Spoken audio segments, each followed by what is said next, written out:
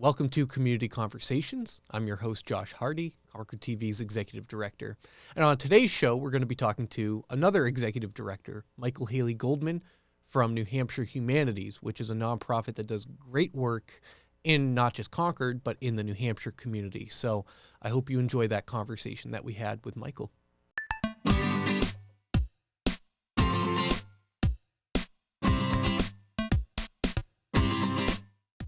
Thanks for joining us. I appreciate it. I appreciate the opportunity to be here. It's really great for me to be able to get out and meet different people and be able to talk more about what we're doing. So thanks for having me. Absolutely. So why don't we start off with, from what I understand, you're from sort of the DC area, a relatively new New Hampshire resident. So maybe just tell us a little bit about yourself and a little background, how you got here. Yeah, very, very new resident. I just got up here in the fall in September, and I'm coming from the Washington, D.C. area, and I've been in Washington for, I guess I keep saying it's several lifetimes at this point. Most of the last couple of decades has been with the Holocaust Museum, the United States Holocaust Memorial Museum in Washington, D.C.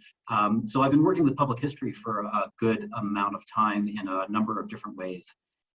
So this is a little bit of a change, but it carries over that interest in how does the public interact with humanities subjects, public humanities and public history, and how do we bring new ways of doing programming out. Has been what I've been focused on for quite a few years now.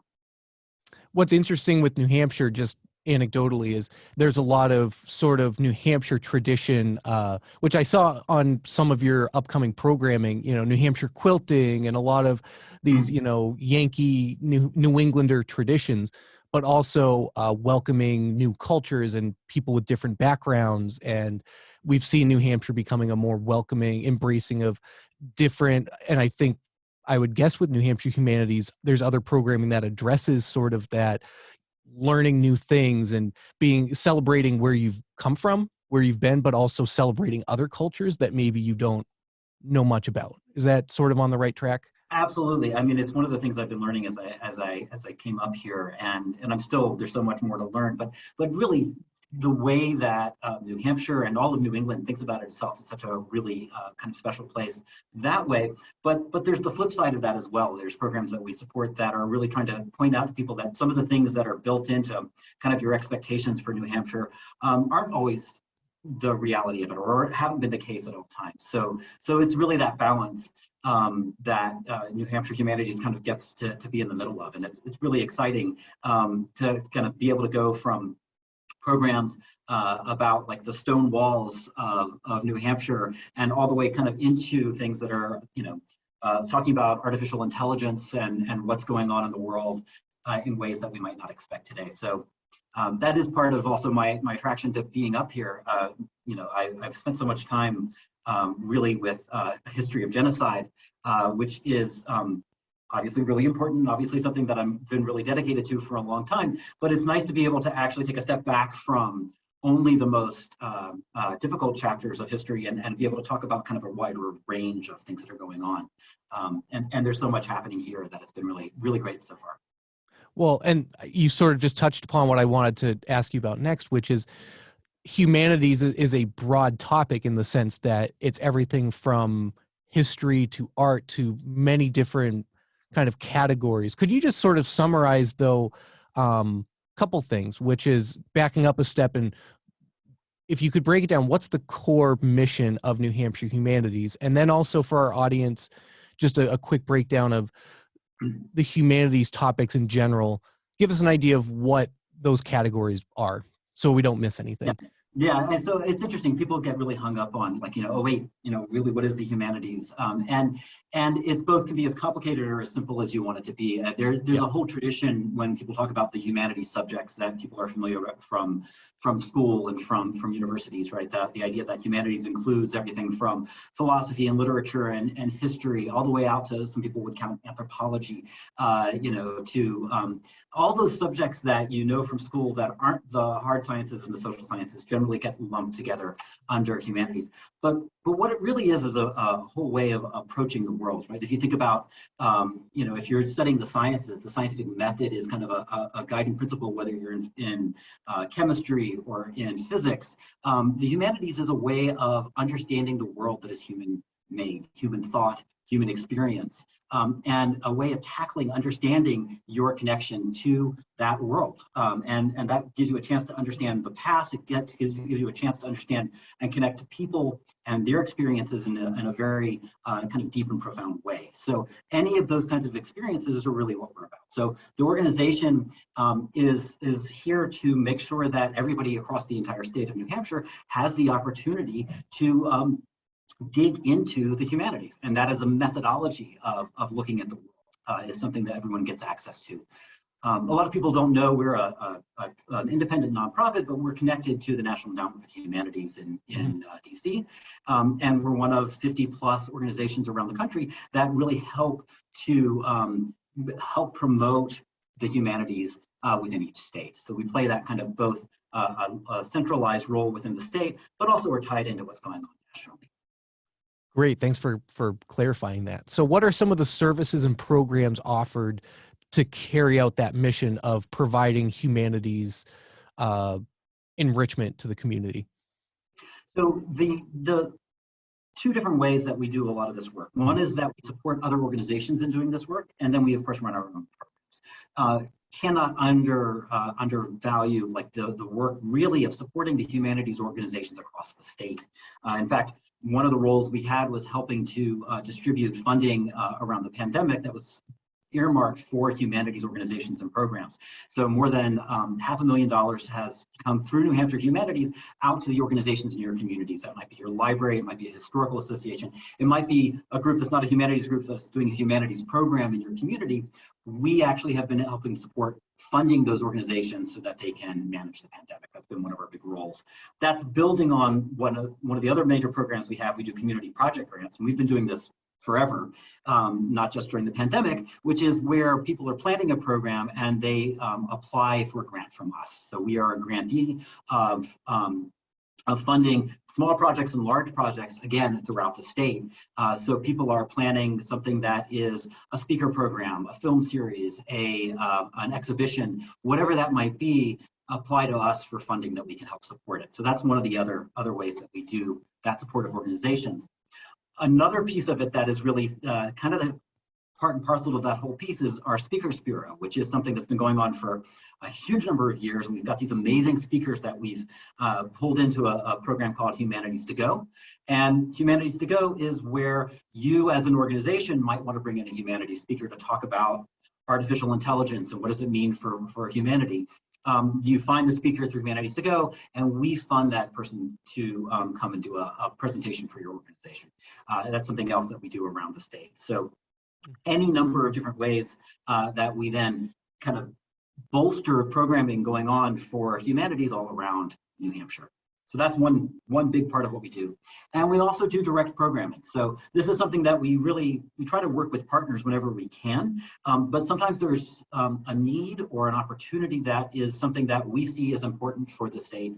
And those are often special projects where we can provide the programming directly. So one of the things we did during the pandemic was move to presenting programs online, which we have referred to as Humanities to Go Online, which is not the most original name, but it at least gets the idea across, where we've been providing monthly programming for anyone who wants to tune in around the state with different humanities topics.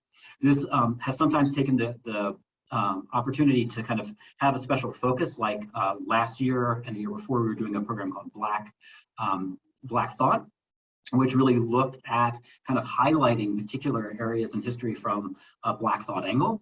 And we're also going to be doing a new program that's specializing on really this topic about what does it mean to be a member of the United States? What does it mean to be a citizen of the United States?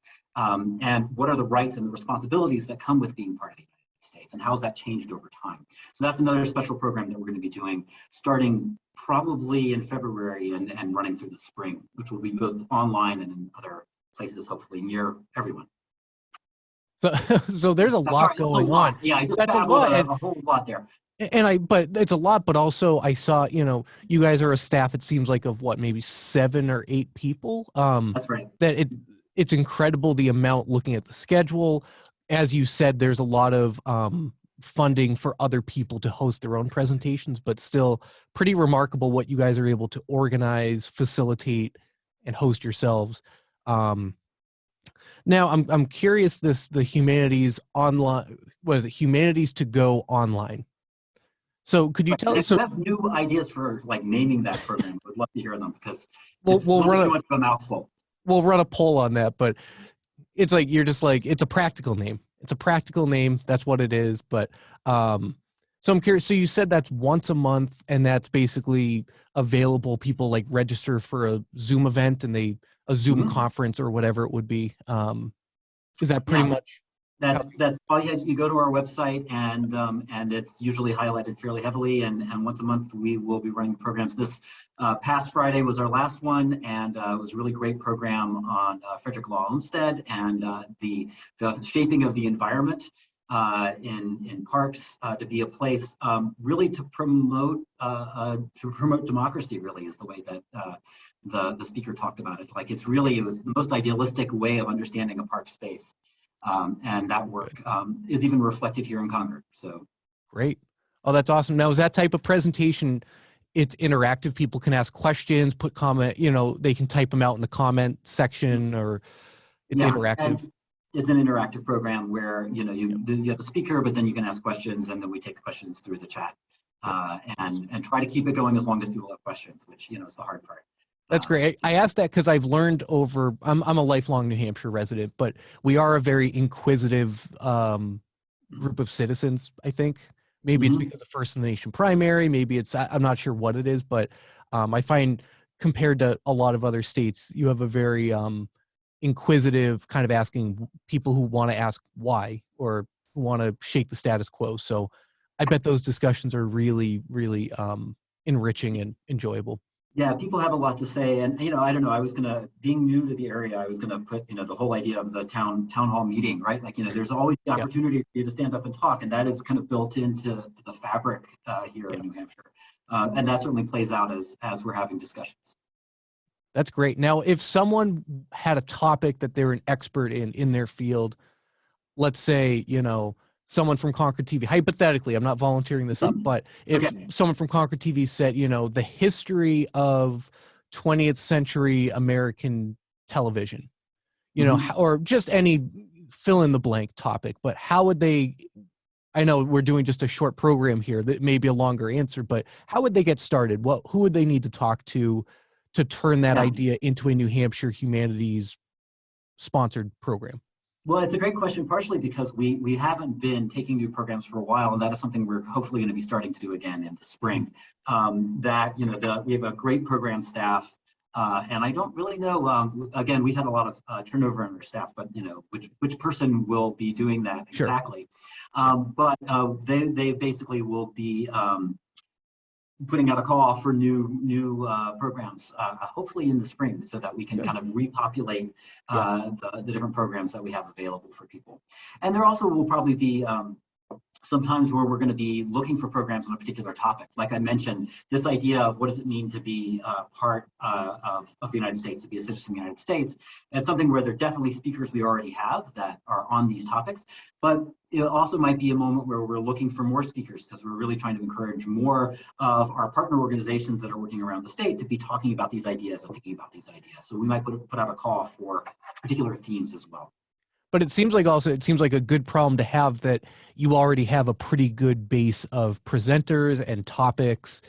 Because looking at the calendar between virtual and in person, I mean, there's plenty. I mean, just a couple examples, just from what I noticed: Granite State Gallery, Sherlock Holmes, the Middle East, the suffrage movement, Norman Rockwell, American animation, Golden Age. I mean, it's not like uh, Yeah. it's a good problem to have, right? Yeah, no, Um, we have a lot of really amazing speakers, and that's been part of the fun since I started back in September, is to try to sit in on as many of these as possible, and just get a sense of not only the topics that they're talking about, but these really amazing people that are all around the state that speak for us. do you think that's going to make you the most desired pub trivia teammate? I'm terrible with trivia, so no, I think that would not be that's not my. I will know a lot of it, but will I be able to come up with it before the buzzer? That's probably not so much. But it Um, still seems like a pretty wide variety of interesting things, even if you don't remember, specific details, but kind of having the general knowledge to hold a conversation with someone. You see a presentation about Norman Rockwell, and then you talk about it with your friend, and then you have these really good discussions, No, right? totally. And it is, I mean, I talk about, again, the work I've done with Holocaust education. I'm an educator by training. I'm not a Yep. historian, and I'm a generalist by trade. So this is a total dream job for that, right? That Yeah. you get to dabble in. See, I was this weekend reading on smart cities. I did the Frederick Law Olmsted. I helped moderate that talk last week, Yep. and then we're going to be talking about the importance of journalism for democracy for planning some programs coming up on Thursday. So yeah, it's wonderful exposure to the wealth of human thought, right? I mean, there's so much out there, and there's always new perspectives on it. There are always new ideas and stories. Yep. That there's no shortage of really just exciting things to learn and to explore. Yeah, I mean, and that's a great point for life, that there's always something new for us to learn or something new to discover. So I absolutely love that. Just give us just a quick pitch, just to summarize what the humanities mean to you in a nutshell. I think we've danced around that, but just to, in a couple sentences, really, what this pursuit, it's obviously your career, but what does it mean to you just as a human, as a person? Yeah, it's interesting. I'll try to keep it short because I could probably go on about this way too Oh, I bet. Yeah. for what you need. Yeah. It's interesting. Again, I'm not a historian. I'm an educator by training, and I think a lot of it came to me as really I was trying to understand how do people learn about Holocaust history, and for me, the reality of history is seeing people in the past as being people like you, right? Not that you can necessarily exactly understand their experiences, but that you don't see them as distant, that you are able to make that connection with a mind from another time, from another place, from another experience, and have that moment, right? And that's what Yep. good history does. That's what good literature does. That's what philosophy does. Like, the idea that we are still encountering the minds of, the pre-Socratic philosophers is really astounding if you think about it, right? The idea that the humanities gives us a way to know people outside of ourselves and outside of our immediate experiences. And that in and of itself is part of what's central about our existence as humans.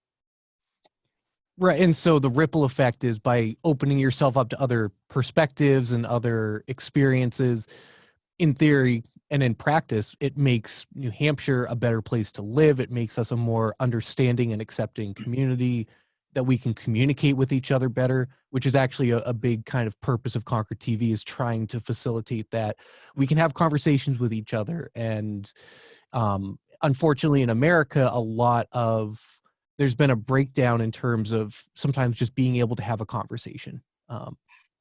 Yeah, well, breakdown of conversation all across the country, right? And Yeah. so the ability to actually find and to have the tools to find the person on the other side of that argument is really important at all times, and certainly right now is central, and people feel like it's missing. I think it's one of the things around the pandemic as well, right? Is that we've narrowed our scope of how we interact with other human beings, and we all are really looking for ways and the right kind of tools for making those connections in different ways. The ripple effect, I think, is a nice way of putting it, right? This is how we understand the world around us, and it's what often all these other practices, when we talk about science, we talk about technology, we talk about all kinds of other ways that we work, really rely on those human practices, those humanities practices, for understanding what it's about and why we're doing it, what it means. So we can, come up with a smart city, but if we don't actually understand the communities living within that smart city, then who is the city serving? Right, and so these are the kind of problems that I think the humanities is core to all of these practices that we do, but often gets kind of pushed to the side as secondary in a way that is a mistake, unfortunately. So we're here to help try to rebalance. Well, that's a great way to summarize it. And this has actually been just a terrific chat and conversation. You and I just met a few minutes before we recorded, but this has been terrific. And I appreciate you taking the time. And I think Concord TV, we have a role to play, I think, in helping amplify these voices and helping other people share their stories. So I'm sure down the road there are collaboration opportunities, and I'm excited to see what we can work on. Yeah, likewise. Thank you. It's been really wonderful getting a chance to talk, and I'm looking forward to wherever we can continue the conversation. Absolutely. Real quick before I wrap up this recording, just to let people know they can go to nhhumanities.org. It's actually a really user-friendly, easy to navigate website. Maybe I'm biased because I've been on the website before, but to me it was easy to navigate and find the different pages for grant information, about the staff, a schedule of events. So again, that's nhhumanities.org. And we've been chatting with Michael Haley Goldman, the executive director of New Hampshire Humanities. So thanks to everyone for watching. Michael, thank you for a really good chat. This was fantastic. Fabulous talking with you. Looking forward to, let's keep talking. Absolutely.